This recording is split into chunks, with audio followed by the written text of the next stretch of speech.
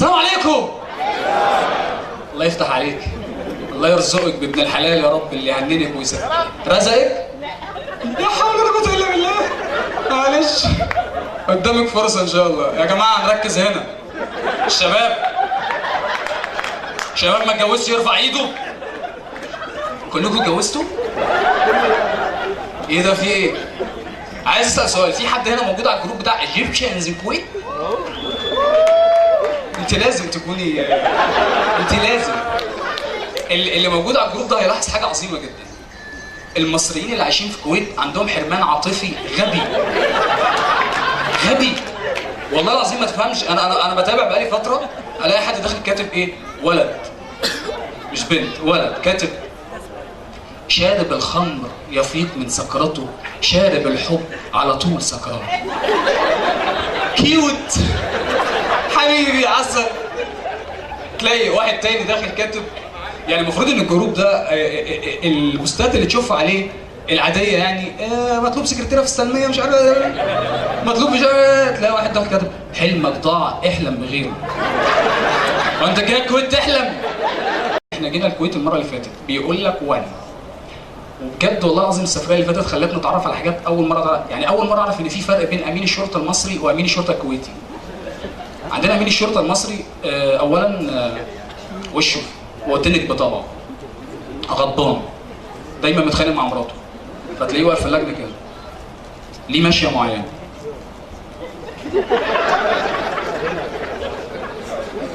يعني مشية هجوم، هو راح يضرب مش رايح، فانت معدي بعربيتك من جنبه رخصك، اديله رخصك.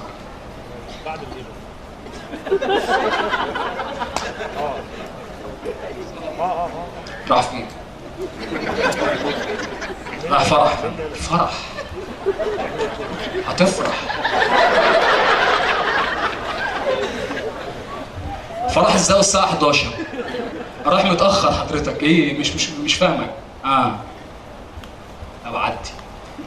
امين الشرطة الكويتي ده يعني لو اعتبرناه ان هو امين شرطة يعني بيتسم بطابع لطيف الى حد ما، هو كيوت يعني. وانا معدي وانا جاي داخل المطار، داخل عدى ظابط، عدى مينا وعدى صلاح، جت شنطتي، اجر عندك ايش في الشنطة؟ بسم الله الرحمن الرحيم. الاجابة ملابس. معاك حشيش؟ معاك حشيش حضرتك؟ لا معيش حشيش. ما معاك حشيش؟ وحضرتك انا لو معايا حشيش هقول لك. وبعدين معلش انا جاي من مصر خرمان يعني مش فاهم حضرتك يعني. ما معاك حشيش؟ دين والله العظيم ما معايا حشيش حضرتك. فمينا لقاني اتاخرت فراجع يشوف، فاقول له مين وانت؟ قال له مصاحب. قال له معاك حشيش؟ هو حضرتك انا بتبلغ فيا ولا انت خرمان ولا ايه بقى؟ مش فاهمك. فين وفين والله العظيم لما عديت. تعالى بقى دخلنا الكويت فلقيت ان في حاجه يعني مين كلمكم عن حوار الدينار. الدينار احنا عندنا المصريين بالذات لما بيجوا الكويت بيتعاملوا مع الدينار بطريقه غريبه جدا. يعني مثلا لو هم بيتفقوا على شغل في البدايه، بقول لك يا محمد في سفريه السعوديه، دايس السعوديه بكام؟ ب 2000 ريال. 2000 ريال طلع على حسبه 7000 مصري. انا جاي وهكذا. هو المفروض يحسبها بمصاريف البلد اللي هو رايح. صح؟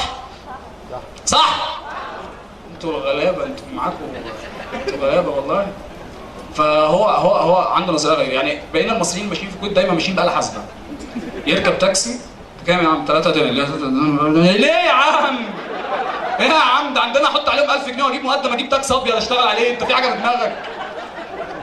ايه يابا بطل بقى تدوس على الزرار كده تخلي الحمار يجري بسرعه. انا عارف الحركات دي عندنا في مصر ما تفهمش. شغالين يعني. انا مثلا كنت قاعد مع حوتي في مطعم بناكل. حوتي ده الراجل المنظم الفيلم، عايزين نسمعه تحيه كبيره جدا. فيجو ليفنز. فانا قاعد انا بناكل عادي جدا، فراح بناكل، فحوتي راح طلب ليمونه، قال له لو سمحت ممكن ليمونه؟ فالراجل قال له الليمونه 1 دينار. رحت انا طلع الآلة حاسب، ما تفهمش احسب ايه والله. طلع حاسب 1 دينار 25. ليه؟ خد تعالى الليمونه ب 25 جنيه. قال لي يا فندم. قلت له انت في حاجه في دماغك ليه؟ ده في مصر بجنيه ترش فيه 3 ليمونات، انت هربت. فحوتي خلاص يا عم استنى بقى، خلاص بقى والله انا معديها. ليه الزيتونه بكام؟ ما تفهمش والله لازم احنا بنتعامل يا ابني يا ابني انت في الكويت تتعامل بنظريه الكويت مش بنظريه مصر، لكن مفيش. بس ده عادي. اللي مش عادي ان انا لما رجعت مصر بكام ده؟ ب 40 جنيه. ايه ده ما كملوش 2 دينار هات 7. هذا بقى يعني مش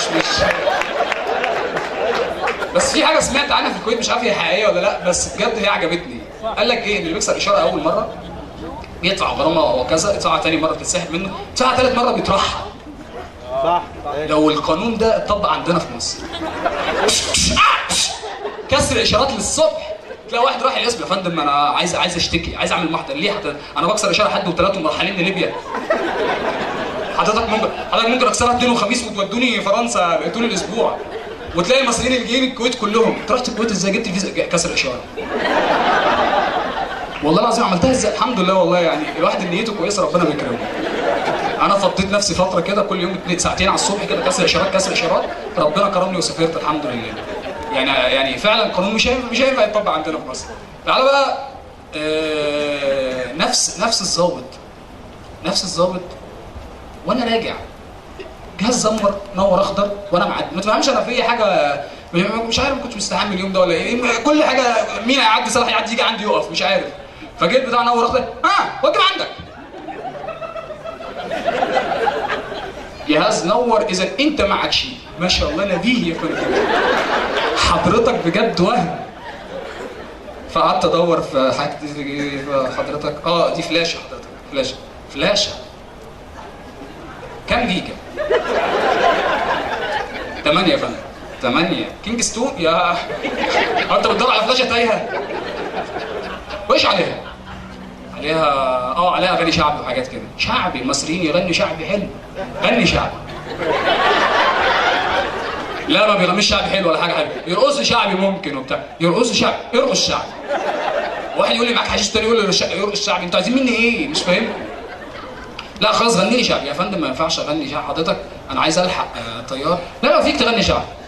حاضر اغني لك شعبي. اديك في السقف اطمحن، اديك في الشركن تركن، اديك في الحاره سجاره، اديك الحق طياره، اديك عايزه امشي، اديك في السقف. قال لي ليش في السقف؟ وحضرتك معترض على المكان؟